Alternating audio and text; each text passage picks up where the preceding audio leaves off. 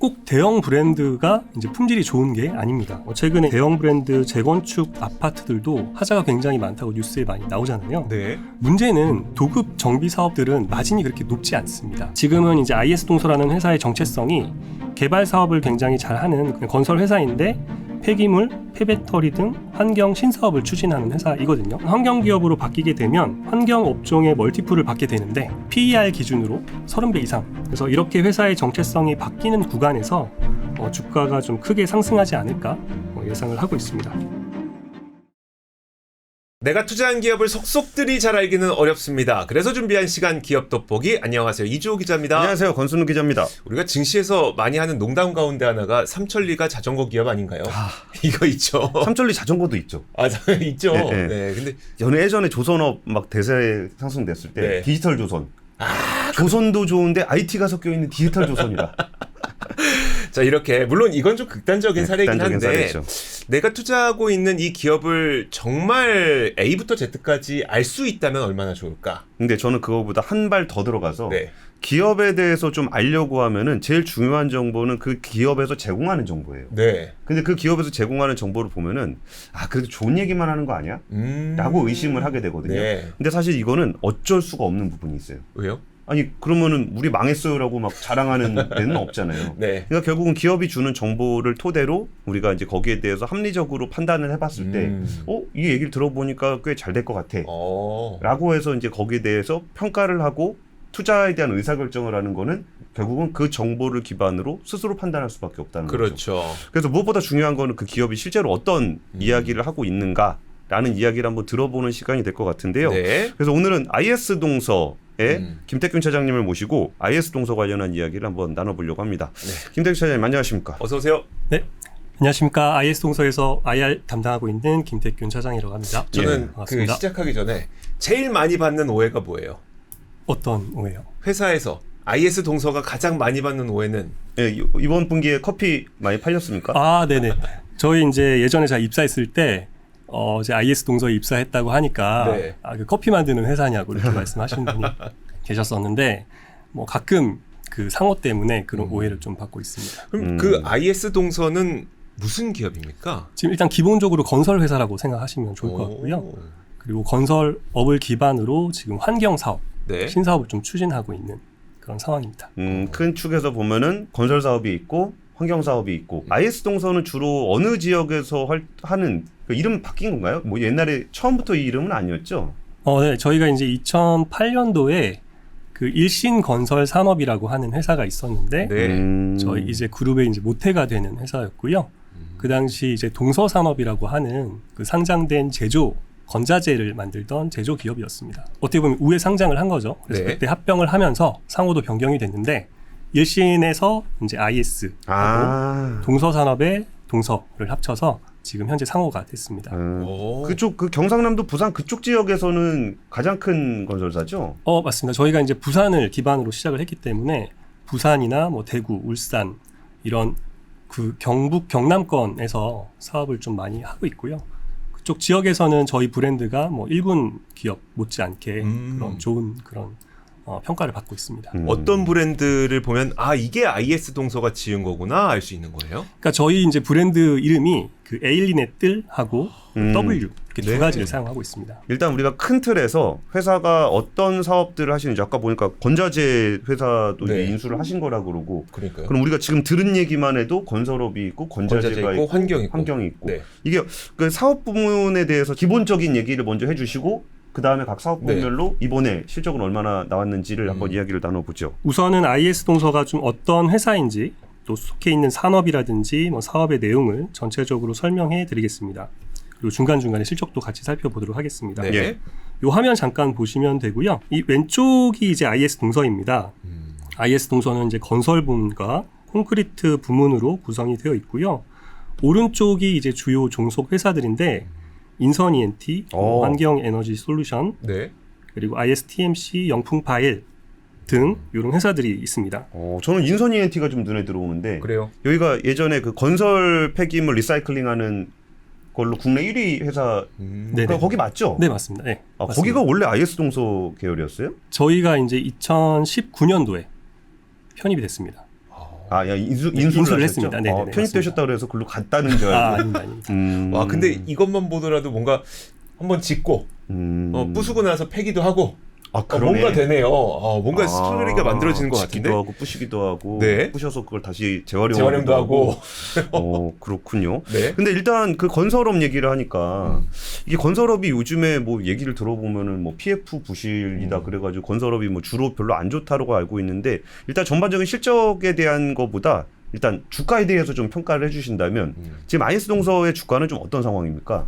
지금 저희 주가는 좀 역사적인 좀 저점 수준에 머물러 있고요. 네. 그래서 지금 전체적으로 건설업종이 이제 시장에서 전혀 관심을 못 받고 있는 상황이다 보니까 마찬가지로 저희도 좀 전체적으로 주가 랩이 좀 떨어져 있는 상황입니다. 그럼 아무래도 이제 건설업의 업황이 전반적으로 안 좋아서 투자자들이 이제 건설업 자체에 대해서 좀 별로 관심이 없는 것 같은데 그러면 우리가 한번 실적을 한번 하나하나 좀 뜯어볼까요? 네, 알겠습니다.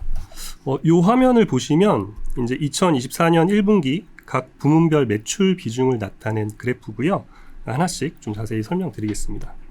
우선 55.8% 매출 비중을 차지한 건설 부문입니다. 예. 저희는 이제 아파트, 초고층 주상복합, 지식산업센터를 이제 위주로 개발 사업을 진행하고 있습니다. 그러니까 시행하고 시공을 모두 하는 디벨로퍼 건설사라고 보시면 됩니다. 예. 아파트 브랜드는 아까 말씀드린 대로 엘리넷들 그리고 W 두 가지를 사용하고 있고요. W가 그 부산에 있는 그 엄청 높은 예. 그거 맞죠? 예, 용호동 W를 이제 저희가 지은 겁니다. 그래요? 거기 부산에서 거의 제일 비싼 축에 속하는 데죠? 맞습니다. 부산의 랜드마크 중에 하나입니다.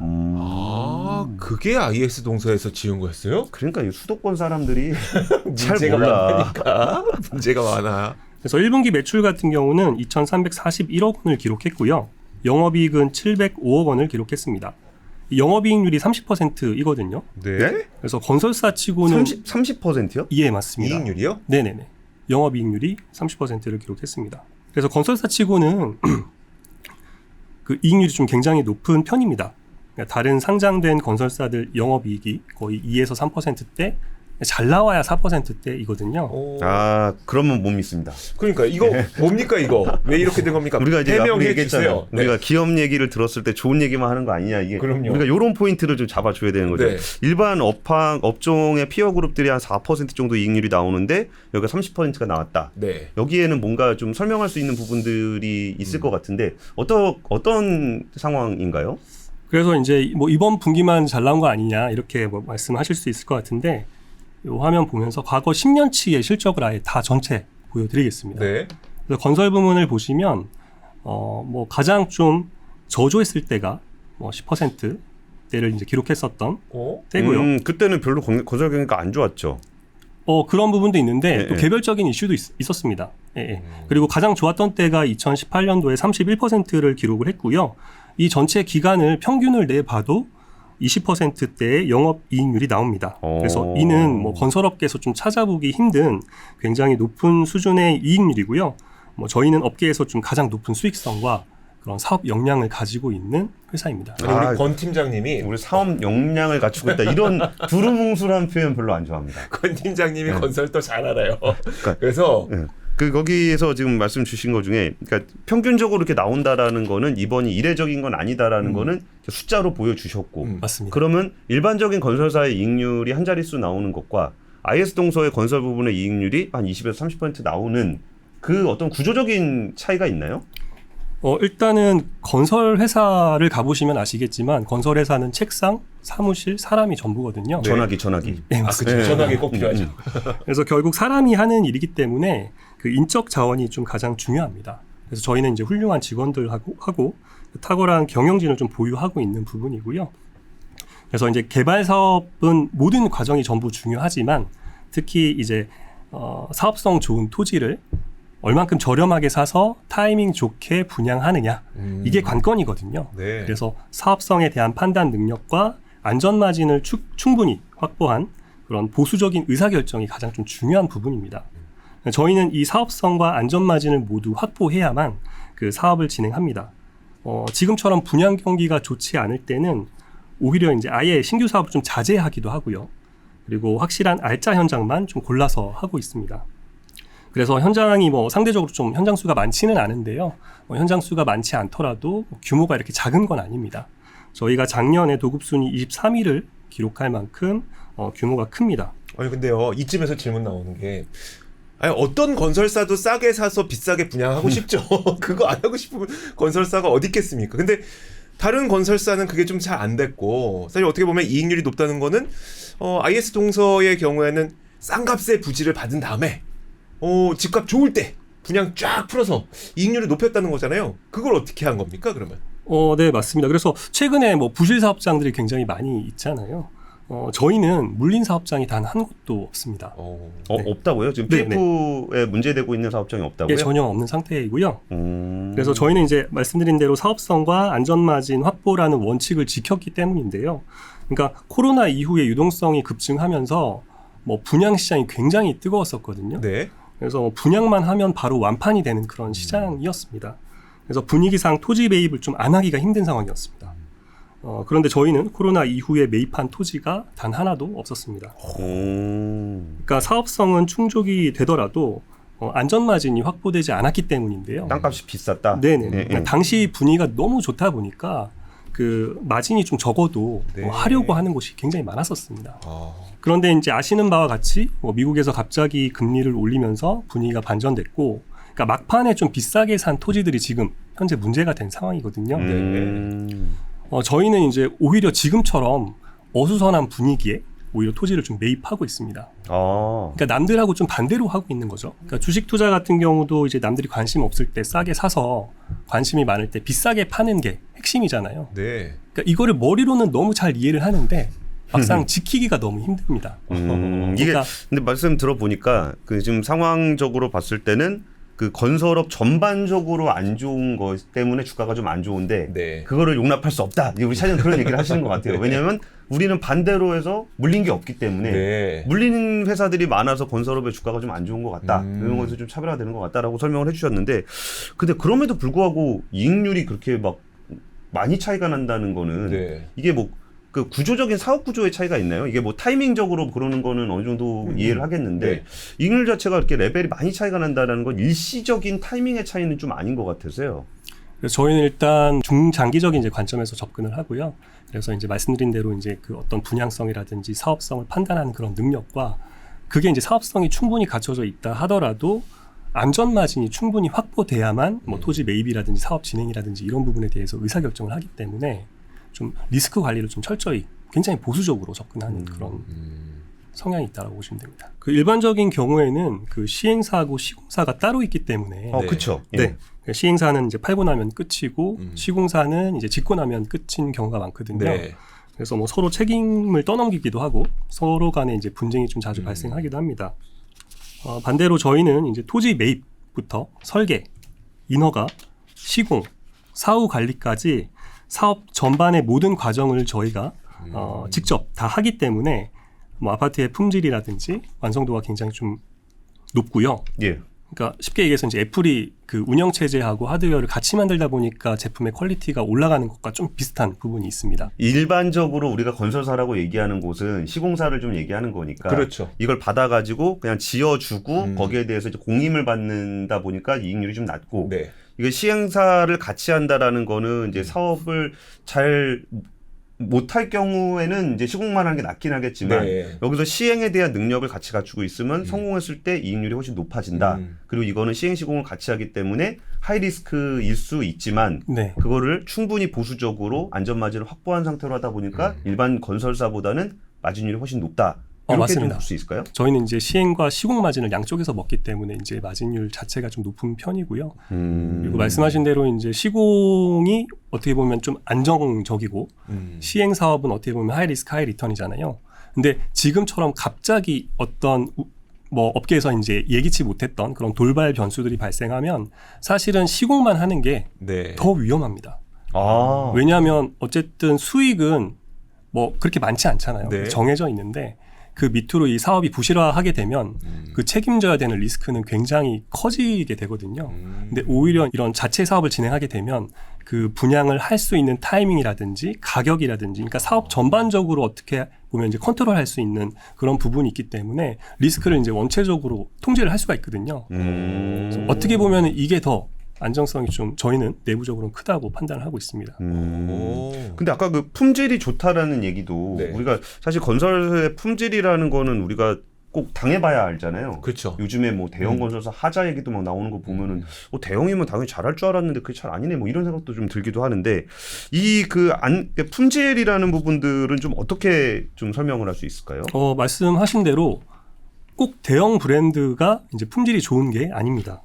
최근에 이제 한 채에 수십억씩 하는 그런 대형 브랜드 재건축 아파트들도 하자가 굉장히 많다고 뉴스에 많이 나오잖아요. 네. 그래서 문제는 이제 도급 정비 사업들은 마진이 그렇게 높지 않습니다.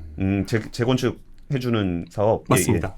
그래서 애초에 안전 마진이 좀 적기 때문에 공사를 진행하는 과정에서 갑자기 원부자재 가격이 인상되거나 네. 인건비가 오르거나 아니면 레미콘이 파업하거나 아니면 전쟁으로 인해서 어떤 공급망에 차질이 발생하면 그런 부분들을 탄력적으로 대응하기가 좀 힘듭니다. 그러니까 까딱하면 이제 적자 사업장으로 전환이 되는 거죠. 네. 근데 저희는 아까 말씀드린 대로 사업 역량이 높기 때문에 그 각 사업장마다 마진이 좀 높은 편이거든요.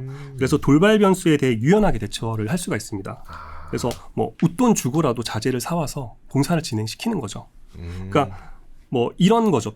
비슷한 현장이 두 개가 있다라고 치면 이 한 현장은 마진이 한 2%밖에 안 남는 상황이고 네. 이 나머지 다른 현장은 마진이 한 20% 정도가 남는다라고 했을 때 어떤 돌발 변수가 발생해서 예를 들어서 이제 공사비 한 1% 정도를 쓰면 이게 문제가 해결이 되는 그런 상황이라고 치면 마진이 적은 현장에서는 2%에서 1%로 이제 마진이 줄기 때문에 50%의 수익이 급감하는 반면에 그쵸. 안전 마진이 충분한 20%짜리 현장은 20에서 19%로 5% 정도만 이제 줄어들기 때문에 이거를 좀 유연하게 탄력적으로 대응을 할 수 있는 부분이 있거든요. 그러니까 이런 차이가 좀 있습니다. 그래서 이제 건설사들 공기 못 맞춰서 문제가 될 때 저희는 이제 모든 현장들 준공을 다 마쳤고요. 그리고 품질과 완성도가 높아서 사전 점검할 때 이 퀄리티 좋다는 호평 좀 일색이었습니다. 요즘은 이제 준공 이후에 유튜브에 이제 현장들 영상이 많이 올라오고 있어요. 많이 올라오죠. 맞아요. 네. 서로 고발해. 하자 아파트. 네. 그래서 최근에 저희가 준공했던 수성버머 W라는 현장이 있는데 그 유튜브에 쳐보면 바로 나오거든요. 그래서 칭찬 일색이고요. 그리고 동영상을 통해서도 저희가 이제 아파트를 얼마나 잘 시공하고 퀄리티 높게 짓는지 좀 파악하실 수 있을 겁니다. W는 프리미엄 브랜드인가요? 예, 맞습니다. 초고층 그럼 주상복합에 쓰고 있습니다. 한번 보여주실 수 있으세요? 네, 현장 사진 잠깐 보여드리겠습니다. 이야, 이런 겁니까? 이제 방금 말씀드렸던 그 대구 수성버머 W입니다. 사진만 그런 거 아닙니까? 맞아. 조감도는 항상 멋있어요. 이게 조감도입니까? 아니면 요게 실사입니다. 실수입니까? 예. 조감도 아니에요? 예. 최고층이 59층이고요. 1868세대 규모이고 이게 대구 수성구 범어 내거리에 위치하고 있어서 그 입지가 대구에서 가장 좋은 입지입니다. 그리고 여기가 이제 아까 잠깐 말씀하셨던 부산에 있는 용호동 W입니다. 설마 이것도 실사입니까? 예, 이것도 실사입니다. 되게 조감도 같이. 네, 조감도 같이 찍혔네. 네. 최고층이 이제 69층이고요. 1488세대입니다. 저런 데 살면 진짜 뷰 진짜 좋겠다. 그러니까요. 네. 여기 이제 다른 각도에서 찍은 사진이고요. 이게 이제 뷰 맛집 아파트거든요. 네. 그래서 아마 제가 알고 있는 한 전국에서 가장 뷰가 좀 좋지 않을까 그렇게 생각을 하고 있습니다. 저기서 일출과 일몰을 보면서 이야, 이런 곳이군요. 이야. 네, 그래서 뷰를 한번 저희 보시면 한번 구경 좀 시켜주시면 안 됩니까? 오늘 저기 가서 녹화했었어야 된 거 아닙니까? 그러니까요. 차장님 지금 힘 좀 써주세요. 네, 우리 한번 알겠습니다. 다음엔 저기 가서 뷰 좋은 데서 한번 녹화를 그러시죠. 해봐도 좋을 것 같은데. 근데 처음에 설명을 좀 주실 때 이게 뭐 안전 마진을 잘 확보하고 사업성 평가를 잘하고 이게 뭐 지금 PF 문제가 많이 생기고 있는 상황에서 토지 매입을 안 했기 때문에 리스크가 좀 적다라는 얘기를 좀 해주셨는데 네. 반대로 얘기하면은 지금 뭐 하고 있다는 사업이 없다는 듯이 얘기가 좀 들리기도 그렇죠. 하는데 네. 뭐 지금 혹시 뭐 계획대로 진행되고 있는 그런 프로젝트들도 있긴 있나요? 네, 저희가 2023년도부터 지금 현재까지 신규 사업을 자제하고 있는데요. 내년부터 좀 본격적으로 다시 그 분양을 재개하게 될 것 같습니다. 이 사진 하나 좀 보여드리겠습니다. 최근에 이제 사업 계획 승인이 난 현장입니다. 경산 중산지구에 위치하고 있고요. 중산지구에 호수가 하나 있는데 그 호수를 끼고 있는 가장 그 노른자 이 땅입니다. 오, 저 호수는 만든다는 게 아니라 지금 있는 데라는 거죠? 네, 지금 현재 다 그 개발이 돼 있습니다. 그 바깥에 있는 아파트들을 만드는 거고요. 네, 맞습니다. 오. 그리고 전체 지구에서 저희가 가지고 있는 토지만 이제 남아 있고요. 그 주변으로는 지금 다 개발이 된 상태입니다. 오, 저기다가 지으면 일단 기본적으로 레이크뷰 네요. 그러네요. 네, 맞습니다. 그래서 이제 이게 3,443세대예요. 굉장히 대규모 단지이고 최고층이 이제 59층이거든요. 네. 주상복합으로 내년에 이제 분양할 계획입니다. 근데 시행 시공을 같이 하다 보니까 좀 부동산 시장이 약간은 그래도 좀 저렴할 때 혹은 좀 차분할 때 그때 토지를 매입했다가 막 이제 열릴 때 그때 또 분양을 하고 이런 방식을 쓰신다고 하셨잖아요. 타이밍적으로. 네네네. 근데 내년에 지금 분양을 재개하신다고 하셨는데 그럼 지금 내년 정도부터는 분양 시장이 좀 개선될 걸로 보고 계시는 건가요? 네, 그렇습니다. 일단 올해까지는 매우 좀 어렵다고 보고 있고요. 일단 지금 현재 상황에서는 금리가 가장 큰 변수인데요. 어쨌든 내년까지 좀 일정 부분 금리가 내려가야 내년부터 분위기가 조금 반전되지 않을까 그렇게 예상을 하고 있습니다. 참 근데 이건 딴 얘기인데 요즘에 그 PF가 좀 문제가 되고 있다라는 거는 좀 비싸게 땅을 산 업체들이 여기에 대한 사업성 확보를 못 해가지고 그렇죠. 분양도 못 하고 지금 어려움에 처해 있는 거잖아요. 그럼 나라에서 하고 있는 거는 그럼 그 땅을 이게 뭐 조금 더 저렴하게 팔아서 그거를 부실을 정리를 하고 그 땅애들 또 싸게 산 곳 입장에서는 원가가 좀 낮아졌으니까 또 사업성을 확보할 수 있는 부분이 있잖아요. 그럼 그동안 지금 땅을 계속 안 사셨다 그랬는데 지금 되게 안 좋을 거다라고 얘기하시는 건 좀 이렇게 그런 데서 나오는 땅을 좀 사실 계획도 있으신가요? 물론 이제 경공매라든지 NPL 시장도 저희 눈여겨보고 있고요. 저희가 이제 지금 말씀드린 대로 경상권에 좀 지역들이 편중돼 있긴 하지만 이 전체 범위는 전국을 대상으로 하고 있습니다. 그래서 전국에 나와 있는 그런 모든 사업장은 다 검토를 하고 있다. 이렇게 보시면 좋을 것 같습니다. 그러니까 우리가 이제 재무제표를 다 보진 않아서 그런데 네. 그런 거 그러니까 지금 크게 물린 건 없으신 것 같아서 그렇죠. 네. 그런 거 좀 좋은 매물이 있다. 네. 그럼 이거를 사드릴 돈 이런 거는 좀 충분히 있으세요? 네, 저희가 뭐 충분히 지금 뭐 유동성을 확보하고 있고요. 지금 현금성 자산이 거의 6천억 이상 가지고 있거든요. 그래서 뭐 매입하고 이런 부분에서는 특별히 문제가 없는 상황입니다. 저 그냥 사적으로 궁금한 거 여쭤봐도 돼요? 예. 뭐 안 되면 편집하면 되니까. 네. 아니 보니까 말씀 들어보니까 기업에 대한 관심도 관심인데 땅을 잘 보시는 것 같아. 땅을 잘 그 회사에서 누가 땅을 제일 잘 보세요? 그러니까 저희는 이제 그 개발 영업 부서가 전담하는 부서가 따로 있고요. 그리고 뭐 저희 이제 오너이신 회장님이라든지 부회장님도 뭐 땅을 보는 데 있어서 일가견이 있으시고. 역시 최고 경영진이 그 회사의 본질적인 경쟁력을 갖추고 있어요. 맞아요.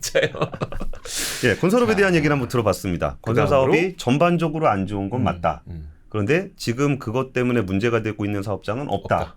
그러니까 오히려 지금 안 좋아진 상황이기 때문에 안 좋아진 바닥이라고 생각을 하고 가지고 있는 땅에 대해서는 내년 정도에는 분양을 시작할 거고 네. 그리고 앞으로 사업의 기반이 될 땅 매입은 지금 적극적으로 검토하고 있다. 이런 정도로 정리해 보면 될 것 같습니다. 그게 거의 이제 매출의 6% 가까이 되는 부분이니까 가장 큰 부분을 우리가 살펴봤고 네. 그 다음으로는 어떤 부분을 보면 좋을까요? 보시면 이제 매출 비중 11.2%를 차지하고 있는 콘크리트 부문을 좀 먼저 설명드리겠습니다. 네. 콘크리트 부문. 콘크리트. 네. 시멘트를 만드시나요? 일단 저희는 두 가지 제품군이 있고요. PHC 파일이라고 하는 제품군하고 네. PC 제품군 두 가지가 있습니다. 그래서 하나씩 설명드리겠습니다. 네.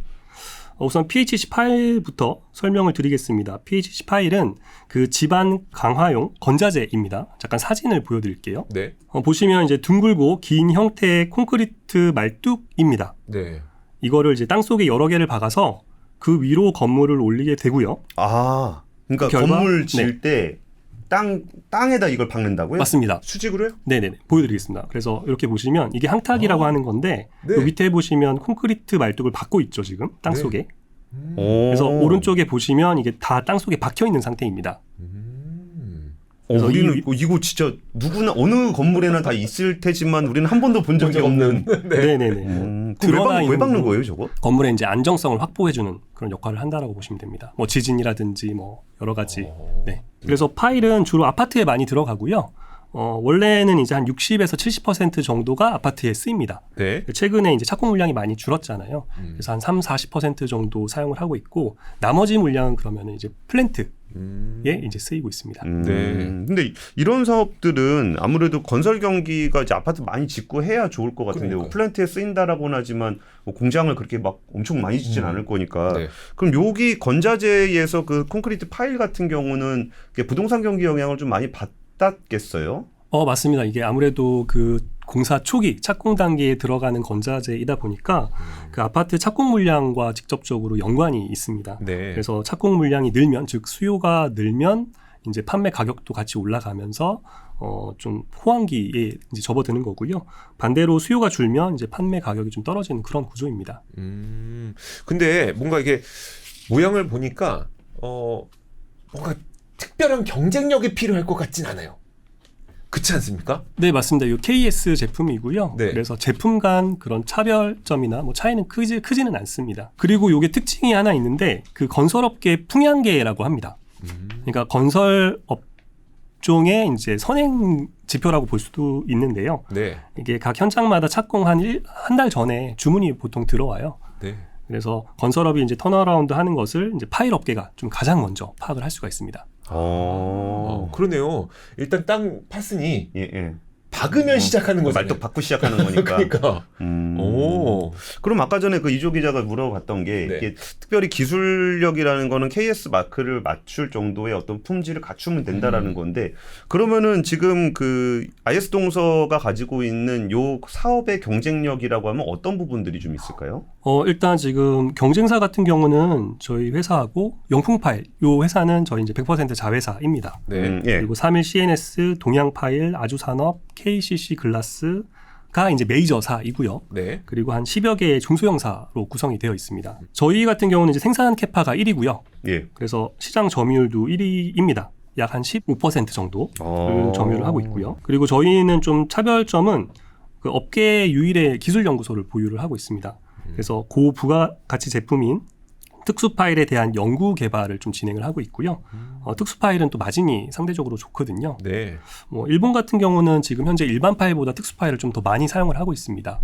그래서 우리나라 같은 경우도 좀 따라갈 거라고 예상을 하고 있고요. 일반 파일과 특수 파일은 어떤 차이가 있는 거예요? 이제 아까 사진으로 보여드렸던 파일이 일반 파일이고요. 예. 특수 파일은 좀 구경이 크거나 뭐 아니면 밑에 이제 지지할 수 있는 판이 달려 있거나 좀 그런 특징이 있습니다. 근데 그러니까 말씀 들어보니까 이 산업의 특성이 그러니까 그 딱 좀 약간 과점화되어 있는 것 같은 느낌? 네. 그러니까 추가로 뭔가 사업을 하기에는 기존의 플레이어들이 딱 궁구하게 있는데 점유율이 1위다. 뭐 이렇게 요런 정도 산업이라고 보시면 될까요? 건설업 좋아지면은 돈 따박따박 잘 들어오는 캐시카우 같은 느낌? 네, 맞습니다. 그래서 건설업종과 이제 사이클이 동행하고요. 네. 호황기 때는 뭐 영업이익률이 20%가 넘어가기도 합니다. 그래서 호황기에 실컷 돈을 벌어서 좀 불황기를 극복하는 그런 구조이고요. 그래서 지금 현재는 좀 적자가 나는 그런 업황입니다. 하지만 뭐 그러니까 수년 동안 지금 적자가 나고 있는데 뭐 이렇게 업계 내에서 이렇게 분위기가 이렇게 나쁘진 않거든요. 왜냐하면 다시 호황기가 오기 때문에. 근데 이런 업종의 특성 중에 하나가 그 중국산. 아, 그렇죠. 여기가 대부분 이게 뭔가 그 딱 우리나라 시장 내에서는 과점화돼 있어서 신규 플레이어가 들어오긴 좀 애매하고 네. 뭐 그렇다고 이제 기존에 있는 플레이어들끼리의 경쟁도 어느 정도 점유율을 유지하는 상태로 가는 그런 업종들이 좀 있는데 여기 중국산에 대한 우려는 어떻습니까? 요건 이제 중량물이기 때문에 수출이 불가능하고요. 저희가 이제 중국하고 경쟁하지 않는 것도 이제 큰 메리트 중에 하나입니다. 중량물이 뭐죠? 무겁기 때문에. 네네. 물류비 많이 드니까? 네, 맞습니다. 그치. 못하고 올 거예요. 그렇겠다. 어떻게 모셔옵니까? 그렇게 되는군요. 거기에 뭐 마진도 막 무슨 반도체 마냥 그러네. 뭐 몇십 프로 나는 마진도 아닐 건데 네. 그거 배시로 갖고 오면은 괜히. 근데 좀 돌아설 거라고 보는 프로젝트들은 어떤 부분들이 좀 있어요? 일단 지금 플랜트 같은 경우는 예정된 물량이 많이 있습니다. 내년 초에 용인 반도체 클러스터가 있고요. 네. 그리고 지금 뭐 진행이 좀 잘 안 되고 있긴 하지만 뭐 3기 신도시라든지 그리고 1기 신도시 뭐 재건축 예정 물량이 많이 있기 때문에 뭐 빠르면 4분기부터 좀 업황이 돌아설 것으로 예상을 하고 있습니다. 그러면 이제 그 IS 동서에게 이 파일 사업부는 어떤 의미인 겁니까? 그러니까 제가 지금까지 얘기를 들어보면은 그냥 업황에 따라서 적자도 나지만 업황 호황기 때 돈 벌었다가 그 적자를 메우는 대신 그럼에도 불구하고 시장 점유율은 1위를 차지하고 있어. 이거는 어떤 의미예요? IS 동서에게 이 사업부가? 우선 이제 그 콘크리트 부문에서 생산하는 제품을 저희 현장에서 이제 사용을 할 수 있고요. 네. 그렇지. 그러네요. 시공시행 다 하니까. 예. 맞습니다. 네. 그리고 어쨌든 제조업도 이렇게 사이클이 좀 있기는 하지만 네. 건설업종에 비해서는 좀 상대적으로 안정성이 있기 때문에 캐시카우 역할을 일정 부분 또 하고 있습니다. 알겠습니다. 그리고 아까 전에 설명 주셨던 건자재가 지금 콘크리트 파일 말고 또 뭐가 있었죠? 그 프리캐스트 콘크리트라고 하는데요. 그것도 간단하게 좀 설명드리겠습니다. 예. 네. 네. 그러니까 일반적으로 건축을 할 때 그 RC 공법을 사용을 하거든요. 그래서 철근 작업하고 거푸집 만들고 네. 콘크리트 타설하고 네. 양생시킨 다음에 거푸집 떼어내고 이런 식으로 한 층 한 층 올라가게 되거든요. 철근으로 기둥 만들고 옆에다가 나무판으로 거푸집 만들어서 거기다 콘크리트 부어갖고 굳으면 네. 띄어내고. 맞습니다. 예. 이게 이제 일반적인 형태인데 PC는 말씀드린 대로 이제 프리캐스트 콘크리트라고 해서 레고 블럭처럼 부재별로 공장에서 미리 만들어 가지고 네. 현장에 가져가서는 조립만 하면 되는 그런 공법이라고 생각을 하시면 됩니다. 그래서 콘크리트를 만들어서 옮겨서 붙인다고요? 맞습니다. 그래서 부재별로 그 조각별로 만들어서 현장에 가져가서 조립만 하면 되는 그런 공법입니다. 요거는 이제 기둥이거든요. 예. 기둥이고 이런 식으로 제품을 생산을 해서 차에 실어서 현장에 가져가서 이렇게 조립을 하게 되는. 상상도 못 해봤어요. 그러니까요. 이 사진 보시면 여기 조립을 하고 있는데 여기 밑에 차들이 이런 콘크리트 부재를 싣고 오는 게 또 보이죠. 네. 와. 그러네요. 이게 장단점은 어때요? 그러니까 우리가 거푸집 해가지고 부어서 굳히는 거는 되게 많이 보기도 하고 그렇죠. 상식적으로 이해가는데 네. 저거를 저렇게 만드는 게 더 이점은 어떤 부분들이 있나요? 보니까 저 삼성 반도체 공장 있는 데인가요, 저기? 예, 맞습니다. 그러네요? 저기네요. 우선 가장 큰 장점은 그 현장에서의 작업 시간, 즉 공사 기간이 대폭 줄어든다는 부분입니다. 네. 그러니까 RC 공법에 비해서 약 절반 정도만 소요가 됩니다. 아, 그래요. 그리고 또 중요한 장점이라고 하면 최근에 중대재해처벌법 등 안전사고와 관련해서 굉장히 좀 민감하지 않습니까? 네. 근데 가장 큰 이제 장점 중에 또 하나가 현장의 안전사고 감소 및 예방을 할 수가 있습니다. RC에 비해서 현장에서 인력이 많이 필요하지가 않고요. 그리고 위험 작업도 많이 줄어듭니다. 말씀드린 대로 공사기간 자체가 줄어드는 부분도 있고요. 그래서 최근에 트렌드에 부합하는 탈현장화 그리고 안전 이슈 최소화 공법이라고 할 수 있습니다. 그리고 또 장점이라고 할 수 있는 거는 공장에서 제작을 하기 때문에 예. 품질이 좀 우수하고요. 네. 그리고 균일한 제품을 양산할 수 있습니다. 날씨 같은 외부 환경 변수도 사전에 제거를 할 수가 있고요.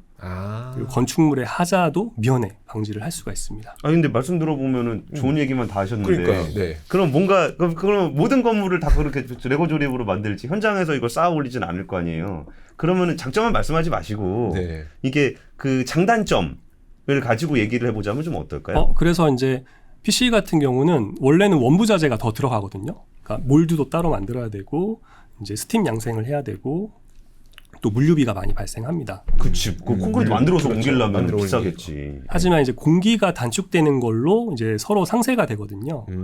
오히려 최근에는 그 공사비가 많이 올랐기 때문에 PC가 가격 경쟁력이 더 좋아졌어요. 예전에는 조금 더 비쌌는데 네.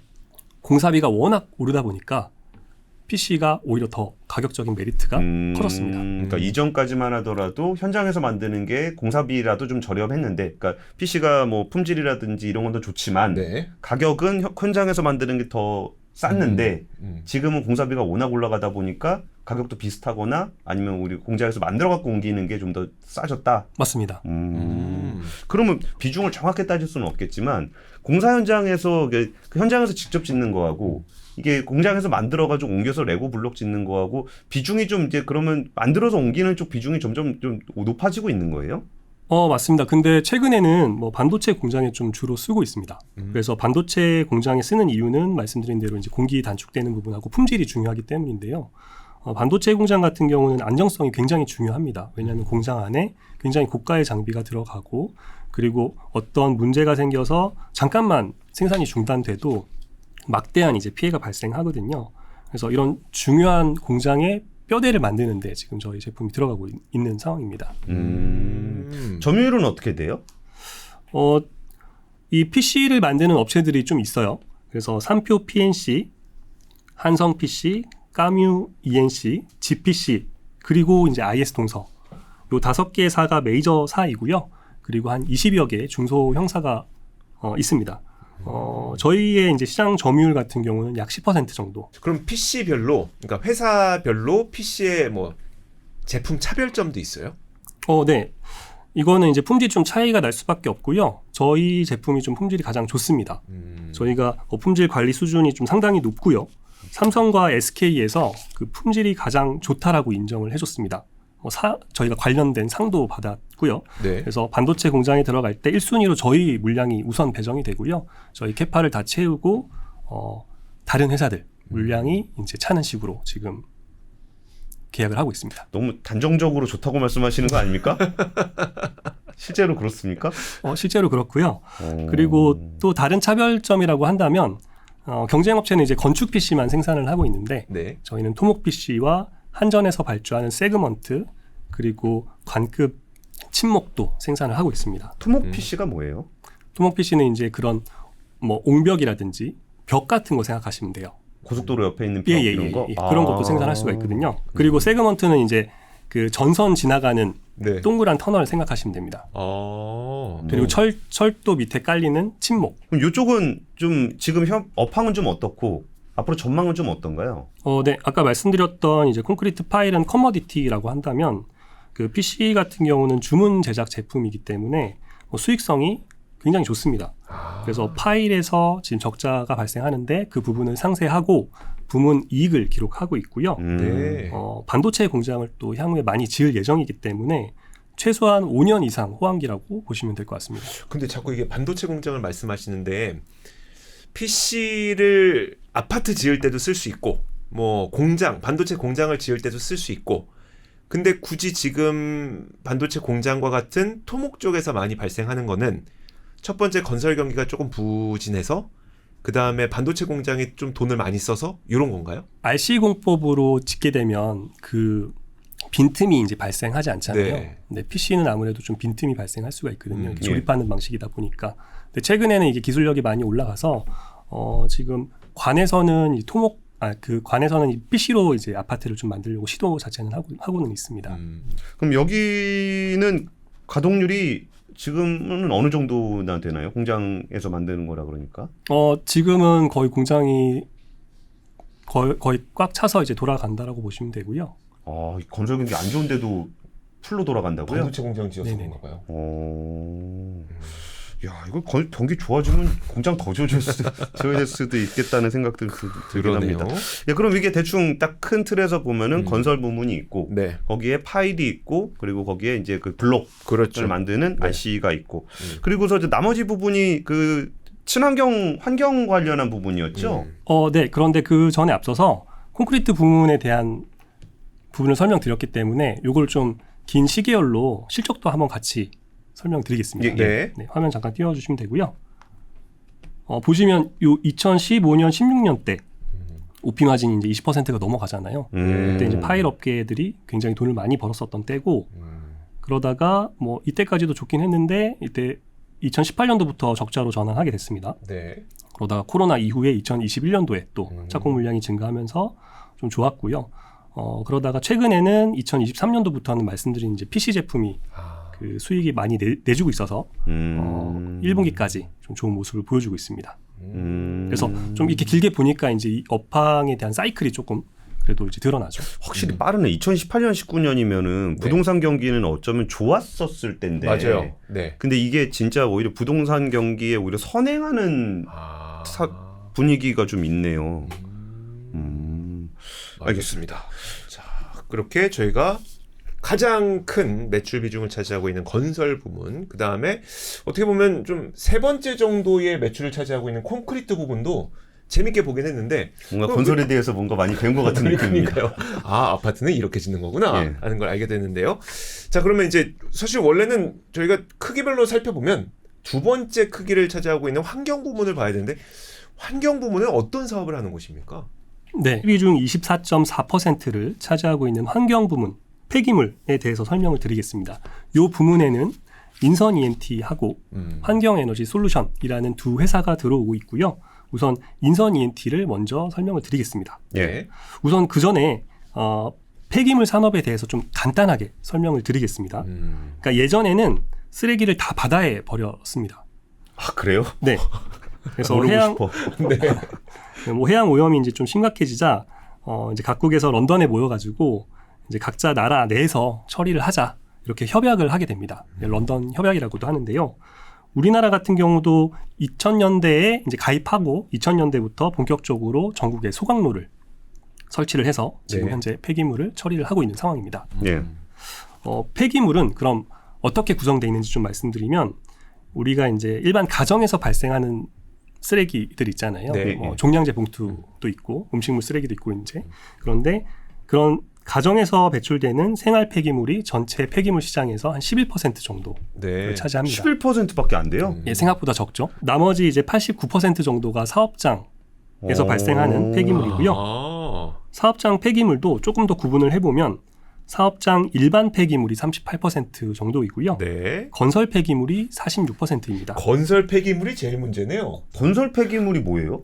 건설 폐기물은 뭐 쉽게 얘기해서 재건축할 때 지어져 있는 건물, 철거를 하잖아요.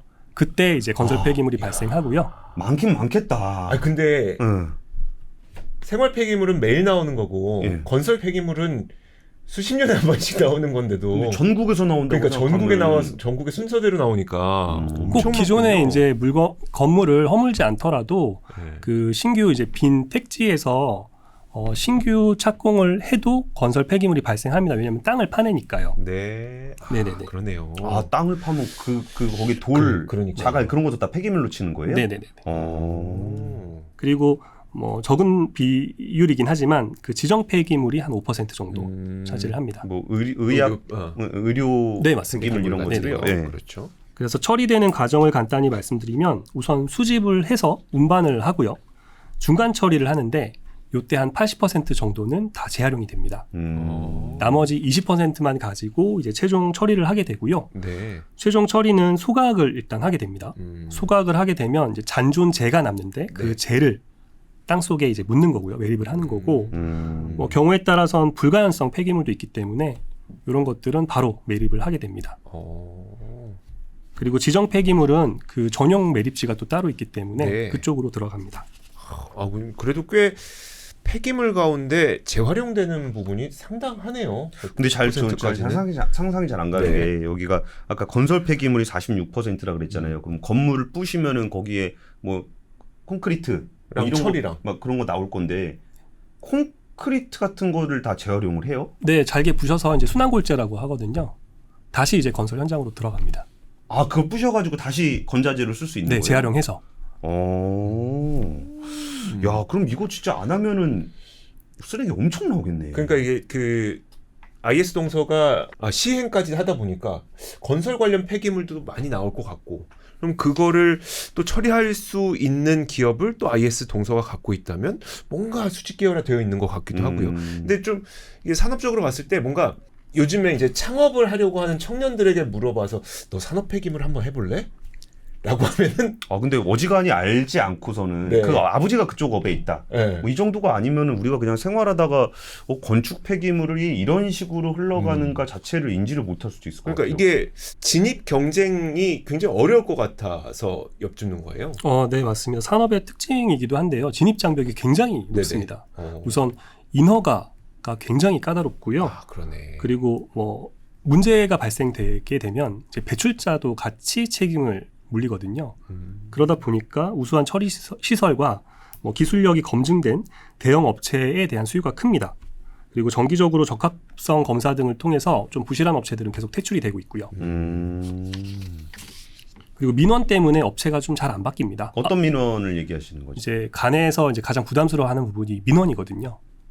네, 뭐 예를 들어서 어떤 업체에서 이제 발생하는 그런 여러 가지 문제들에 대한 민원을 말씀을 드린 겁니다. 그러니까 폐기물 업체가 제대로 그 폐기물을 처리를 못한다. 네네네. 그러면 이제 민원이 생길 수 있으니까 네, 맞습니다. 인허가를 굉장히 뭐 깐깐히 예를 한다. 들어서 그렇죠. 뭐 냄새가 난다거나 아니면 이제 뭐 환경이 이제 뭐 오염이 된다거나 뭐 그런 부분이 있을 수 있겠죠. 그렇기 때문에 이제 신규 허가도 기존에 검증된 업체들 위주로 받을 수밖에 없는 그런 구조입니다. 그럼 인선이엔티는 어떤 쪽을 하고 있나요? 인선이엔티 같은 경우는 건설 폐기물 처리하고 있고요. 이게 매출 비중에서 한 40% 정도를 차지하고 있습니다. 건설 폐기물 처리는 이제 전국에서 1위 규모이고요. 예. 그리고 나머지 매립을 하고 있는데 전체 매출 비중에서 한 10% 정도 차지합니다. 매립을 한다라는 거는 매립지를 운영하고 있다는 네네네. 거예요? 저희가 매립지를 두 군데 운영을 하고 있습니다. 아. 그리고 소각 및 스팀 판매를 한 20% 정도 비중 차지를 하고 있고요. 소각 및 스팀 판매라 그러면은 태워서 네. 그 열을 판매하는 맞습니다. 것까지를 한다는 거죠? 네네네. 그러니까 그 열이 좀 필요한 산업들이 있습니다. 그래서 관을 이어가지고 네. 이렇게 연결해서 스팀을 판매를 하고 있습니다. 자동차는 뭐예요? 자동차 사업을 한다고 그러고 되어 있네요. 네, 저희 자동차 재활용도 이제 매출 비중 한 30% 정도를 차지하고 있습니다. 자동차 재활용이 뭐예요? 폐차장을 생각하시면 되고요. 아, 폐차장. 네. 아. 근데 폐차장인데 좀 기업화된 가장 전국에서 규모가 큰 폐차장이라고 생각을 하시면 됩니다. 폐차하고 나면은 헤드라이트 띄고 음. 그거 다 부품이잖아요. 그것도. 그렇죠. 네. 그런 식으로 재활용하는 거죠. 네, 그렇게 다 분해를 하고요. 분리를 하고, 근데 내연기관 자동차 같은 경우에는 재활용 가치가 있는 게 그 자동차 껍데기 차피라고 하는데 이게 고철이잖아요. 네. 요거밖에 없습니다. 그래서 그 차피를 수거해서 철 스크랩을 만들어서 판매를 하고 있습니다. 알겠습니다. 그럼 폐기물 산업은 이렇게 우리가 뭐 언제가 경기가 좋고 언제가 안 좋은지 그 그러니까요. 감이 잘 안 오네요. 네. 네, 그 건설업과 제조업이 활발해야 호황입니다. 그치. 쓰레기가 많이 나오죠. 예, 네. 예. 폐기물이 많이 발생하기 때문인데요. 그러니까 지금은 건설업, 제조업 모두 좀 좋지 않습니다. 물론 뭐 일부 제조업은 좀 좋은 경우가 있기는 한데 전체적으로 보면 그렇다는 말씀이고요. 그래서 폐기물 시장도 지금은 좀 불황인 시기입니다. 네. 그래서 인선이엔티 같은 경우는 경기가 좋을 때는 이제 영업이익률이 뭐 20%가 넘어가기도 하고요. 뭐 최대 한 30% 초반까지도 올라가기도 합니다. 지금처럼 불황일 때는 뭐 10% 뭐 초중반 정도를 기록을 하고 있고요. 그래서 마찬가지로 이 산업도 시클리컬 산업이면서 국내 경기와 동행하는 산업입니다. 근데 이게 제가 들었을 때 폐기물 산업 쪽이 이게 신규 매립지라든지 신규 소각장 이런 것들 인허가가 잘 안 나고 막 지역에 민원도 많고 그래가지고 여기에 그 처리 단가가 이렇게 우상향하고 있다는 얘기를 좀 들은 것 같은데 실제로도 그런가요? 얼마 전까지는 그랬었고요. 근데 최근에는 이제 쓰레기가 말씀드린 대로 쓰레기라든지 폐기물이 많이 발생하고 있지 않다 보니까 조금 단가가 하향하고 있는 그런 상황입니다. 그러니까 그 인허가 많이 안 나는 것도 있겠지만 쓰레기 자체가 좀 줄어드는 부분들이 있어서 업황 영향을 좀 받고 있다. 근데 나중에 만약에 경기가 좋아져가지고 폐기물이 늘어난다고 하더라도 업체가 뭐 더 늘어날 가능성이 높지는 않죠. 거의 힘들다고 좀 봐야 됩니다. 그리고 늘어난다 하더라도 기존에 잘 하고 있는 업체가 뭐 신규 허가를 받거나 좀 더 규모가 커지는 그런 구조입니다. 사실 우리가 쓰레기를 버리는 입장이라고 소비자라고 생각을 했을 때는 그걸 누가 처리해주든 무슨 상관이야라고 생각할 수 있겠지만 그거를 승인해주는 관의 입장에서 생각을 해보면 야 새로 들어오는 얘가 쓰레기 처리를 잘할지 못할지 아니면 소음을 많이 낼지 안 낼지 아니면 냄새를 풍길지 안 풍길지 아무것도 모르는데 기존에 잘 해왔던 업체들 위주로 좀 승인을 해줄 수 있다 보니까 그런 데서 약간 그 경쟁력이 있을 수 있다고 생각해도 되겠네요. 네, 그래서 뭐 사업에 대한 안정성이 굉장히 좀 높은 특징이 있습니다. 생각해보니까 우리 지나가다 매립지 이렇게 보면은 네. 매립지가 있네라고 생각하지 누군가 저 매립지를 가지고 비즈니스를 하고 있다라는 생각을 잘 못했었잖아요. 근데 그게 좀 산업적으로는 어떤 산업이 돼 있고 그러니까요. 여기에 누가 이거를 책임지고 관리하고 있는지 심지어 여기 OP 마진이 업황에 따라서 어떻게 되는지 막 이런 얘기도 들어보니까 참 재밌네요. 그러니까 인선이엔티 말고 또 환경 사업하는 데가 있었죠. 네, 환경 에너지 솔루션이고요. 이 회사는 지자체에서 지자체에 이제 소각장을 운영을 하고 있습니다. 이게 매출 비중 한 60% 정도를 차지를 하고 있고요. 그리고 소각로라든지 수처리 시설 같은 환경 시설을 건설을 하기도 합니다. 그래서 나머지 한 40% 정도의 매출 비중을 차지하고 있습니다.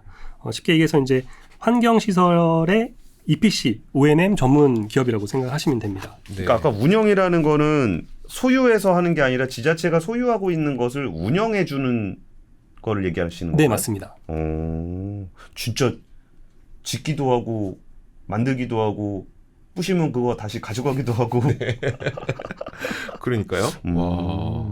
얼마나 있어요? 그 사이트가? 현재 환경에너지 솔루션에서 운영하는 사이트는 전국에 21개소가 있고요. 예.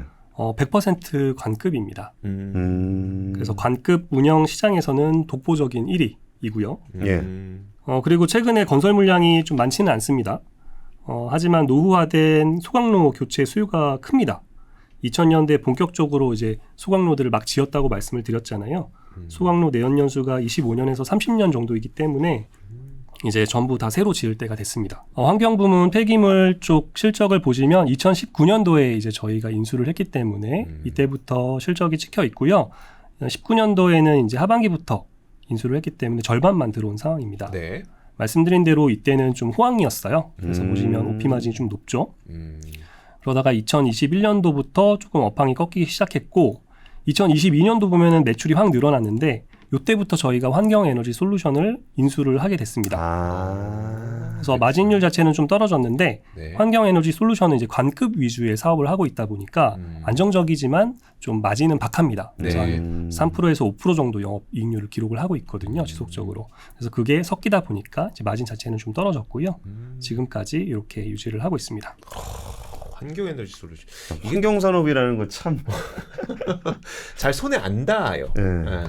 근데 오늘 설명 듣고 나니까 아 이런 일들이 이렇게 이루어지고 있었구나. 우리가 버리는 쓰레기와 그리고 사실 저는 궁금했거든요. 재건축하거나 아니면 그 건물 새로 지으려고 다 무너뜨렸는데 예. 그게 다 어디로 가나 궁금했었는데. 근데 특히 IR 하시다 보면은 투자자분들이 IS 동서가 이런 산업을 한다는 걸 좀 잘 아시나요? 저는 너무 건설회사라 그래서 건설하는 것만 생각을 했지. 네. 그 정말 건설을 만들고 이게 뭐 시행 시공 나중에 다 되고 나면 부셔가지고 이거 다시 가져가서 이거 수거해가지고 뭐 소각하고 매립하는 재활용하고. 것까지를 다 하고 계신다는 게 참 신기하다 싶었는데 투자자들은 이렇게 좀 만나 보시면 좀 반응들이 어때요? 일단 뭐 저희 회사에 대해서 조금 이해도가 높으신 분들은 이런 산업이라든지 이런 사업을 다 진행하는 거를 알고 계시는데 아무래도 좀 모르시는 분들은 좀 전체적으로 좀 회사에 대해서 이런 사업을 하는 부분에 대해서는 좀 잘 모르는 것 같습니다. 그 주가에는 어떤 포인트들이 영향을 제일 많이 미치는 것 같으세요? 지금 현재 아무래도 아까 보신 것처럼 매출 비중이 아무래도 건설 쪽이 압도적으로 높기 때문에 건설 업종의 영향을 좀 현재 가장 많이 받고 있습니다. 그러면 이제 말씀 들어보니까 그 내년도 하는 그 분양이 네. 좀 다가와야 좀 세게 움직일 가능성이 좀 있겠네요. 네, 그럴 가능성이 있습니다. 네, 그래서 마지막 사업 그 폐배터리 재활용 산업은 좀 어떻게 준비하고 계십니까? 네, 다시 화면을 보시면 매출 비중 6.1% 정도를 차지하고 있는 환경부문 2차 전지 폐배터리 재활용에 대해서 설명을 드리겠습니다. 우선 폐배터리 재활용 산업에 대해서 좀 설명을 드릴 건데 지금 전기차가 캐즘을 겪고 있지만 이거는 저희는 이제 시간이 해결해 줄 거라고 보고 있습니다. 전기차로의 전환은 시간의 문제이지 거스를 수 없는 큰 흐름이거든요. 네. 배터리는 전기차 시장이 가장 큽니다. 하지만 앞으로 모든 가전기기, 향후에는 선박이라든지 그리고 항공기, 로봇 등 성장성이 무궁무진하거든요. 그래서 향후 폭발적인 배터리 수요는 시차를 두고 폐배터리가 되어서 재활용 시장에 모두 유입이 됩니다. 배터리에 들어가는 리튬, 니켈, 망간, 코발트 이런 히토류 소재는 재활용이 가능하고 또 신소재와 성능의 차이가 없기 때문인데요. 현재 주요 국가 정부에서 재활용 정책을 수립하고 있는 중이고 특히 EU 같은 경우는 재활용 소재를 일정 비율 의무적으로 사용해야 합니다. 예. 즉 생산된 배터리는 5년에서 10년의 시차를 두고 모두 재활용 시장에 유입되는 그런 구조이고요. 늦어도 2030년부터 폭발적으로 성장하는 산업이 될 겁니다. 그래서 저희는 폐기물 사업에 진출한 이후에 인선 E&T 자회사인 인선모터스를 통해서 폐배터리 재활용 시장에 대한 그런 가능성을 봤고요. 그래서 오래전부터 준비를 해오고 있습니다. 특히 작년 같은 경우에는 ISTMC를 인수를 했고요. 최근에 유럽 BTS 테크놀로지를 인수했고 또 다른 이제 자회사인 ISBM 솔루션의 화성 공장이 가동이 됐습니다. 최근에는 미국 법인 설립을 추진하고 있고요. 그리고 BTS의 폴란드 신공장도 빠르면 3분기부터 BTS 이름 가동이 좋네요. 됩니다. 그러니까요. 예. 모델 쓰실 생각 있으십니까? 그거는 네, 검토해 보도록 하겠습니다. 네. 그리고 그리고 이제 슬로바키아. 와. 그리고 슬로바키아에도 추가 증설을 하려고 준비를 하고 있고요. 그 밖에도 뭐 인도네시아라든지 뭐 국내 이제 청주, 오창 지역에 대규모 투자를 준비를 하고 있습니다. 배터리 리사이클링 한다는 업체들 좀 있잖아요. 뭐 성일하이텍도 좀 있고 한데 여기서는 좀 IS 동서가 영위하고 있는 배터리 리사이클링 사업은 주로 어떤 분야고 지금 어떤 상황입니까? 저희는 이제 전처리, 후처리를 다 담당하고 있고요. 특히 저희만의 강점이라고 할 수 있는 부분은 그 폐배터리를 좀 다룰 수 있는 역량까지 갖추고 있다. 이렇게 보시면 됩니다. 실적은 좀 어떻습니까? 지금 업황이 좀 많이 부진한 상황이잖아요. 뭐 리튬이라든지 광물 가격도 좀 많이 떨어져 있고요. 어쨌든 지금 전기차 캐즘 같은 이런 업황 부진을 버티려면 체력이 중요한데요. 그래서 실적과 자본력이 좀 받쳐줘야 되는 상황입니다. 저희는 폐배터리 재활용 업계에서 유일하게 지금 흑자를 내고 있는 기업이고요. 그리고 IS 동서의 충분한 자본력을 바탕으로 투자도 늘려가고 있는 상황이기 때문에 저희가 차근차근 잘 준비를 해서 폐배터리 재활용 산업이 개화가 되면 좀 큰 성과를 낼 것으로 기대를 하고 있습니다. 근데 아까 그 사업 매출 비중 한번 표 다시 보여주시면은 기타 부문에 실내 스포츠 문화시설 운영이라는 데가 있는데 저런 건 뭐예요? 실내 스포츠 운영. 실내 스포츠. 테니스? 뭘까요? 요거는 제가 이제 매출 비중이 좀 작아서 설명을 좀 생략하려고 했었는데 바운스라고 하는 바운스? 100% 바운스? 자회사가 있습니다. 바운스 트램폴린. 맞습니까? 네, 맞습니다. 아, 진짜요? 네네. 저 거기 엄청 다녀요. 거기를 왜 IS 동서가? 왜 IS 동서가 하고 있는 거죠? 네, 저희가 예전에 이제 인수를 해서 현재 운영을 하고 있습니다. 이게 30-40대 부모님, 7살 미만의 아이를 갖고 있는 부모님이라면 반드시 IS 동서를 알아둬야겠네요. 와. IS 동서는 몰라도 바운스 트램펄린은 알죠. 네. 근데 보면은 아까 전에 그 2차 전지 리사이클링 사업 같은 경우도 M&A 같은 거 꽤 하신 것 같고 환경 부문에서도 이제 파일 부문들 중 인수하신 게 좀 있는 것 같고 바운스 트램펄린 같은 정말 좀 낯선 분야인 것 같은데도 투자를 하시는 거 보면은 회사가 좀 이렇게 어떤 사업 영역을 넓히거나 투자를 하는 게 굉장히 좀 적정인 것 같아요. 네, 맞습니다. 저희가 뭐 관련된 뭐 장표가 하나 있기는 한데요. 보여드리겠습니다. 저희가 기본적으로 그 건설 개발 사업을 굉장히 잘하는 회사인데 뭐 M&A를 통해서 또 꾸준하게 성장을 해왔습니다. 그래서 아까 말씀드린 대로 2008년도에 그런 그 합병에 대한 이슈가 있었고 굉장히 다양한 회사들을 지금 인수를 진짜 많어. 했습니다. 한국렌탈, 해운. 인선 모터스, 인선 ENT. 진짜 많네. 진짜 많네요. 진짜 많네요. 그럼 이런 부분들 다 감안해서 저희가 이제 슬슬 마무리를 해야 될 때가 된 것 같아서 그 IS 동서의 투자자에게 뭔가 포인트를 좀 잡아주신다면 지금은 이제 업황이 안 좋고 투자자들의 관심이 없으니까 주가는 좀 잘 뭐 단기에 뭐 급하게 올라가거나 뭐 그럴 것 같진 않은데 그러니까요. 투자 포인트를 잡는다면 좀 어떤 포인트를 좀 잡아주실 수 있을까요? 제가 생각하는 투자 포인트는 3가지가 있습니다. 우선 첫 번째는요. 현재 주가 수준이 높지 않습니다. 건설업, 폐기물, 폐배터리 등 저희가 속한 그 모든 섹터가 지금 다 부정적인 상황이기 때문인데요. 그리고 건설 부문에서 리스크 관리 차원에서 한동안 신규 분양을 하지 않았기 때문에 올해 내년 실적이 좀 줄어드는 것을 시장에서는 알고 있는 상황이고요. 이 부분이 좀 주가에 반영되어 있는 상황입니다. 예. 그래서 밸류에이션은 뭐 각자가 하는 부분이지만 제 생각에는 지금 현재 주가가 좀 비싸지 않다는 그런 생각을 하고 있습니다. 두 번째는 말씀드렸던 중산지구의 분양이 가시권에 들어온 부분인데요. 사업성과 마진이 모두 확보된 당사 최대 프로젝트입니다. 최근에 현대산업개발이 광운대 역세권 개발 사업을 공식화하고 주가가 한 2배 정도 오른 사례가 있거든요. 저희도 이제 중산지구에 대한 기대감이 커질수록 주가에 영향을 줄 수 있다고 판단하고 있습니다. 예. 그리고 세 번째 포인트는 중장기적 관점에서 접근을 해야 합니다. 바로 폐배터리 리사이클링 신사업 성장인데요. 지금은 매출 비중이 크지 않지만 향후 5년에서 10년 뒤에 가장 큰 비중을 차지할 것으로 보입니다. 건설, 폐기물, 그리고 콘크리트 이런 산업은 성숙된 산업이 이지만 그 폐배터리 재활용 산업은 시작도 안 했고요. 예. 그리고 앞으로 엄청나게 성장할 것입니다. 중장기적 관점에서 IS 동서의 성장성은 바로 여기서 나오게 됩니다. 지금은 이제 IS 동서라는 회사의 정체성이 개발 사업을 굉장히 잘하는 그런 건설 회사입니다. 건설 회사인데 폐기물, 폐배터리 등 환경 신사업을 추진하는 회사이거든요. 예. 하지만 향후에는 정체성이 완전히 바뀌게 될 겁니다. IS 동서는 환경 기업인데 건설 사업도 하고 있네. 약간 이런 느낌이 되는 건설 거죠. 회사가 환경 사업을 하고 있네가 아니라 네, 환경 사업 회사인데 건설 사업을 건설 하고 있네. 예, 예. 즉 건설 회사에서 환경 기업으로 변신할 겁니다. 그렇게 되면 이제 멀티플도 저희는 릴레이팅 된다고 보고 있습니다. 그러니까 지금은 건설 업종의 멀티플을 받고 있거든요. 건설 회사는 주로 이제 PBR로 비교를 하기 때문에 현재 대부분의 건설사가 0.3배에서 0.4배 정도 멀티플을 받고 있고요. 저희 IS 동서는 수익성이 좀 좋기 때문에 그나마 0.5배 정도를 받고 있습니다. 예. 하지만 환경 기업으로 바뀌게 되면 환경 업종의 멀티플을 받게 되는데 현재 폐배터리, 리사이클러인 성일하이텍이나 세비캠 같은 경우에는 PER 기준으로 30배 이상 받고 있거든요. 물론 이제 그 이익을 냈던 기간에 한해서 제가 말씀드린 부분이고요. 참고로 그렇죠. 적자죠. 현재는 그렇습니다. 예. 당사는 지금 현재 참고로 말씀드리면 PER 한 5배 정도 수준입니다.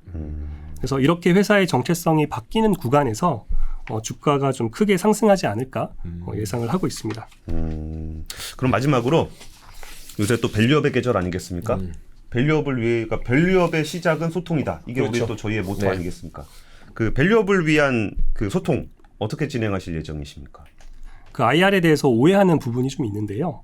IR 업무는 주가를 올리거나 주가를 관리하는 업무는 아니라고 생각을 합니다. 그렇게 할 수도 없고요. 제가 생각하는 IR은 주주나 이제 투자자가 회사에 대한 이제 투자 판단을 할 때 그 근거를 제공하는 역할이라고 생각을 하거든요. 그래서 회사의 재무적이나 혹은 비재무적 정보를 투자 관점에서 파악하기 쉽게 가공해서 일목요연하게 전달하고 그리고 실적이 좋든 나쁘든 정기적으로 있는 그대로 소통을 하면서 기관 투자자, 일반 투자자 가리지 않고 공평하게 동시에 정보를 제공하는 것이 중요하다고 생각을 합니다.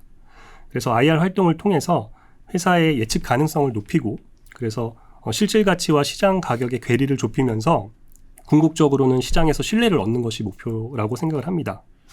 그리고 IR 업무는 공시처럼 법으로 딱 정해져 있는 업무가 아니기 때문에 경영진이 IR을 어떻게 생각하는지에 따라서 아예 그 업무를 하지 않는 회사부터 그렇죠. 네, 미국 기업들처럼 인베스터데이 같은 그런 IR 행사를 크게 열어서 CEO가 전면에 나와서 화려하게 진행하는 그런 경우까지 굉장히 다양합니다. 개인적으로는 IR을 가장 잘하는 회사는 그 버크셔 해서웨이라고 생각을 하고 있고요. 잘 아시겠지만 주주총회 대규모 콘서트를 방불케 하잖아요. 네. 그래서 수만 명의 주주들과 워런 버핏이 Q&A를 수시간 진행을 하기도 하고요. 그리고 또 워렌 버핏이 매년 작성하는 주주 서한에 사실 주주를 어떻게 대해야 하는지 그리고 경영은 어떻게 해야 하는지 그리고 투자나 자본 배치를 어떻게 해야 되는지 그런 기업 활동과 관련해서 모든 정답이 좀 다 나와 있다라고 생각을 합니다. 저희는 어쨌든 IR을 굉장히 중요하게 생각을 합니다. 그래서 회사에 대한 정보를 최대한 객관적이고 다양하게 제공해서 투자 판단에 유용한 지표가 될 수 있도록 노력하겠습니다. 알겠습니다. 사실 저는 이런 기업에 대한 이야기를 들으면 그 기업에 대해서 이런 사업부가 있었고 PC가 뭔지 또 그 아까 파일이 있었잖아요. 콘크리트 파일. 콘크리트 파일이 뭔지 이런 걸 배운 것도 좋았지만 사실 이 건설 산업을 영위하고 있는 기업을 공부함으로써 다른 건설사들과 비교할 수 있게 되는 거. 그러니까 건설사 자체에 대한 공부가 되는 거. 예. 내지는 이제 말씀해 주셨던 것처럼 폐배터리 산업도 지금 성장 산업으로 하고 있고 그리고 또 환경 산업도 하고 있으니까 그러면 이 기업을 통해서 환경 사업이라는 건 이런 거구나. 폐배터리 사업이라는 건 이런 거구나. 이런 걸 배울 수 있는 참 좋은 기회가 아니었나라는 생각이 듭니다. 어떠셨어요? 예, 저는 살면서 살아가는 것에 대해서 의외로 좀 배웠다. 네. 아니 지나가면서 우리가 뭘 버리거나 네. 부시거나 짓거나 할 때 뭔가 누군가 다른 세상에서 누군가 그 일을 하고 있는 건데 그렇죠. 우리는 전혀 그거에 대한 인식을 못 하고 있었잖아요. 근데 네. IS 동서의 어떤 사업 모델을 보면서 진짜 건물을 짓는 것에서 시작했지만 거기에 리사이클링도 하고 리사이클링 쪽에서 새롭게 떠오르는 그럼 전기차가 나오면은 또 거기에 그렇죠. 배터리가 나오면 배터리. 이걸 다시 리사이클링하고 이런 것들 보면서 야 지나가다 보는 소각장, 매립장, 건물 현장, 공사 현장 이런 것들이 좀 더 달라 보이지 않겠느냐라는 생각이 좀 들었습니다.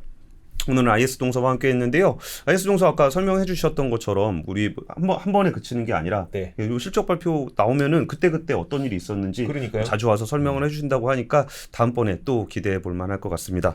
오늘 IS 동서와 함께한 기업 돋보기 시간이었고요. IS 동서의 IR 담당하고 있는 김택균 차장님과 함께 했습니다. 감사합니다. 네, 감사합니다.